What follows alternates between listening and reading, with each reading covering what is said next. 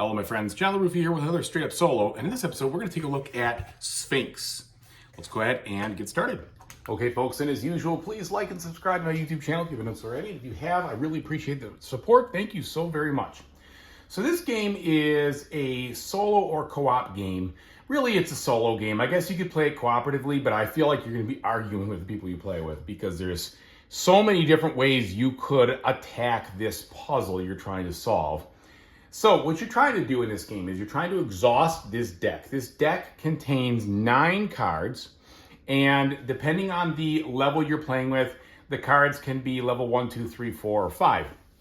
Level 1 cards have 3 symbols on them. Level 2 have 3 symbols, but you're not allowed to use wilds. Level 3 have 4. Level 4 have 4 symbols, but no wilds. And level 5 is all 5 symbols. I should say all 5, but it's 5 total. Now, these symbols, the way to accomplish what you're trying to do in this game is you have to make this pattern exactly with that kind of layout, left to right or top to bottom. You're not allowed to go bottom to top. You're not allowed to go diagonal. You're not allowed to go right to left. And these Sfynx tiles are wild. So these are your wilds, but you're only ever allowed to use 1 wild per card no matter what. Or in the case like this, you're not allowed to use any of them.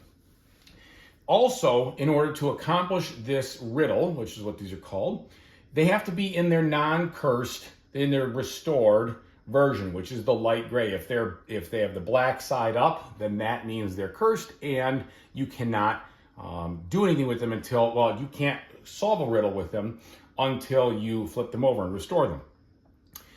The game takes place over 12 turns. On each turn, you're going to have 3 actions. You're going to use these 2 basic actions right here, which could be swap the position of any orthogonal tiles or flip one over from cursed to restore. So I could take this and I could swap these 2, or I could swap these 2 or these. You're not allowed to swap diagonal with those. And then, of course, to flip them over, you just flip one over. Okay, but you also, one of the 3 actions you take each turn is going to be one of these special actions over here. And there are 6 in the game total. You deal out 4 randomly. So in this case, this allows you to swap 2 that are left to right. You can do that twice, okay? And they can be the same tile or different tiles, whatever.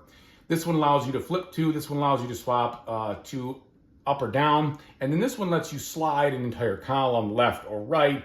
And if anything, when one comes off, it goes to the other side. The other things that come out are if you or when you accomplish one of these riddles, you're going to immediately take one of these bonus cards over here, which come in a lot of different varieties. And those are even better than these. And they are a once and done use. You can store up to 3 of them from turn to turn. But if you would take a 4th, you don't take a 4th. You can only store up to 3. Now, that all seems well and good, except at the end of every turn, you're going to flip over one of these little discs, and the game is going to mess with you. It's going to move things around. It's going to flip things. It's going to take these and tuck them under, which is what makes this game fun, because otherwise it'd be very straightforward, and it would just be all one massive strategic, all right, complete efficiency puzzle. That is not what you've got going on here because of the randomness of these.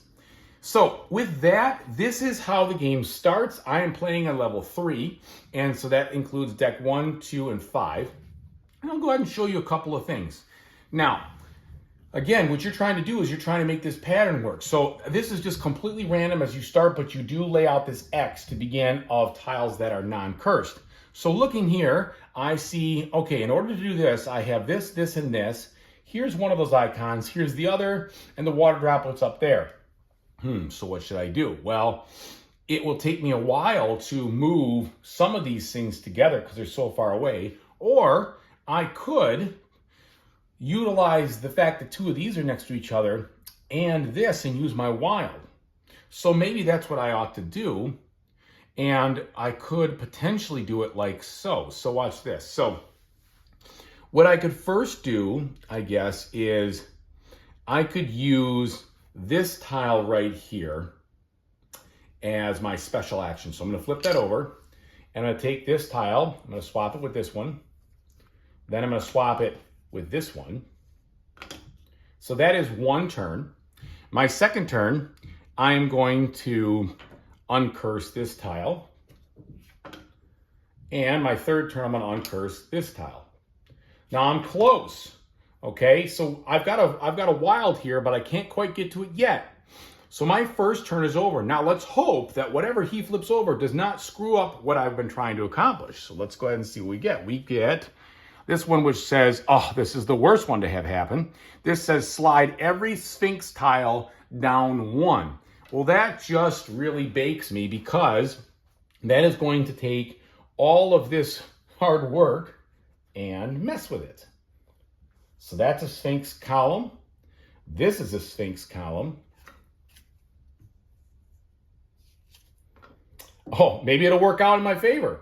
And this is a Sfynx column. So actually, I got really lucky in the fact that although it appeared to really goof up my plans, I am able to recover from that pretty easily. So now that is turn 1 done. Turn 2, oh, and I flip these over, but I don't flip this yet. Turn 2, I can simply flip this to rotate this. And there we have it. There it is. 1, 2, 3. And this is, again, my wild. I could have also rolled that up, but that wouldn't have made any sense. So I have accomplished this goal. I set it aside. Then I choose one of these bonus cards. And the one I'm going to choose, I think, is going to be the one that lets me do these cards that say no Sfynx with one like this. So this like cancels out that ability right there. That's what's nice about that. All right. And then I reveal another one of these. Okay, well, there's 2 of those. That's lucky. So the thing is, at any point, he might end up shuffling some of these down. So the reason you have to go right to left on this is he is going to shuffle some of these back onto the bottom. Not shuffle, but slide them under there. So you got to be really careful about working on this because at the end of your turn, it might completely go away for now, come back later. So let's look at this one. Well, I've got this right here and this right here. Oh, that's pretty lucky because they're close. And then I got a wild here. Normally I wouldn't be able to use a wild, but with this card I can. So what might work out really well in my case here is to use this as my second move, slide this over like so. All right, that's second move. Now I have third move here will be, so I've got bird and I've got worm. And then I got this wild. So what I'll do is I'm going to flip this in the hopes that this stays roughly together. Okay, let's see what he does now. Okay, so he's going to do the tornado, and then he's going to make me cover in this case. So the tornado means I have to slip one of these cards under there. And then this means I have to curse one of the tiles based on the round I'm in or the quarter of the game, and I'm in the first quarter, so I just have to curse 1.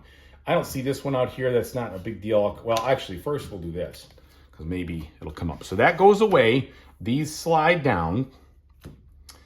Yeah, and I'll curse this one because he's not on any of the icons. All of these are unique, by the way. Every single one of them is different except for the 3 Sfynxes. All right, so now it's back to my turn. And what I'll do at this point, because this one's still out here, is all I really need to do is swap these around, and then I can use this card to solve it.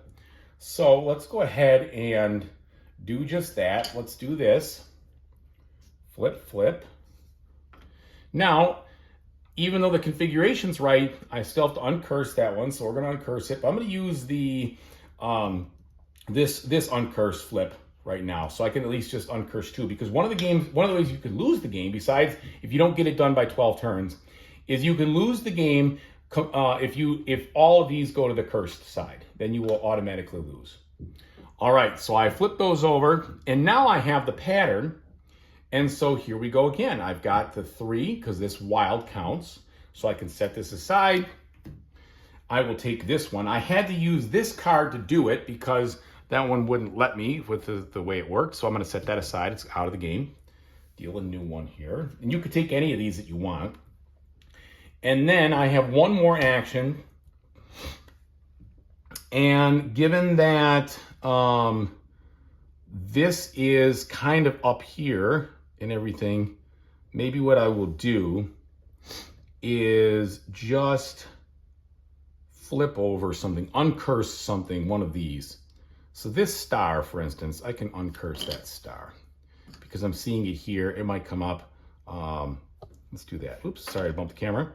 All right, and then what's going to happen here is, okay, so every one of the Sfynxes, they're going to slide over. So this is going to slide. And if two Sfynxes are in the same line, they slide twice.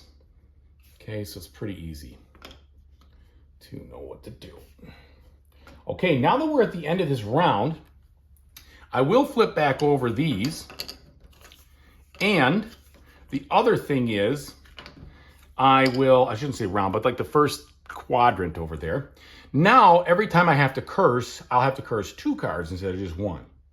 So you really can see the kind of game that we've got here. Like I said, it is a puzzle game. You win by exhausting this whole deck and solving every one of these things in 12 turns. You lose if you don't get it done in 12 turns, or if all of these go to the black side, then you lose. And that is the game. So there you have it, folks. That is what it's like to play Sfynx.